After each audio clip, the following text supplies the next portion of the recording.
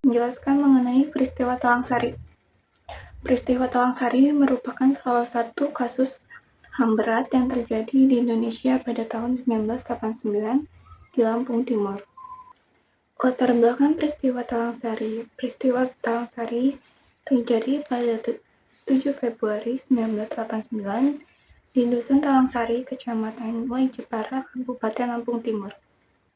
Tragedi ini melibatkan pemerintah Orde Baru melalui aparat keamanan, yaitu TNI dan Polri, yang menyerang kelompok masyarakat yang dianggap melawan kebijakan pemerintah pada saat itu.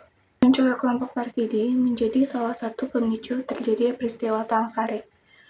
Warsidi merupakan seorang guru agama yang mengajarkan ajaran Islam yang dianggap berbeda dengan kebijakan pemerintah saat itu.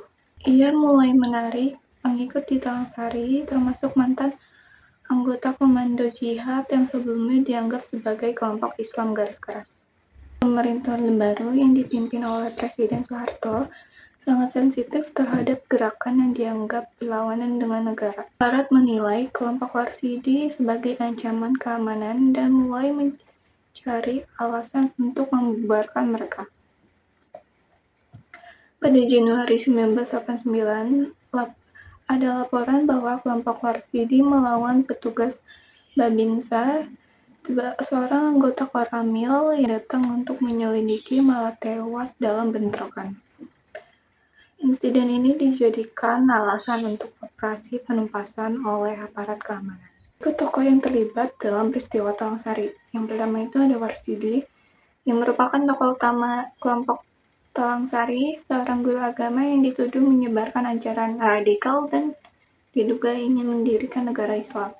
Kedua ada Soeharto, Presiden Republik Indonesia saat itu, yang bertanggung jawab atas kebijakan keras terhadap kelompok yang dianggap mengancam stabilitas negara. Yang ketiga ada Tri Sutrisno, Panglima ABRI yang menjabat pada tahun 1988 hingga 1993. Lalu yang keempat ada Hendro Priyono, yaitu Komandan Korem 043 Garuda Hitam Lampung. Dan terakhir ada Komnas HAM, yaitu lembaga yang mengatasi kasus Talang Sari tersebut pada saat itu. Kronologi peristiwa Talang Sari. Pecahnya perlawanan pada 7 Februari 1989, sebanyak 30 ton tentara dan sekitar 40 anggota Brimob menyerbu Cihideng, pusat gerakan. Menjelang subuh, keadaan di Cihideng sudah mulai berhasil dikuasai oleh ABRI. Aparat menyerang dengan tembakan dan membakar rumah-rumah warga. Dalam bentrokan ini, sedikitnya 246 penduduk sipil tewas. Sementara itu, menurut Komite untuk Orang Hilang dan Korban Tindak Kekerasan Kontras, menyebutkan bahwa ada 47 korban tewas dan 88 lainnya hilang.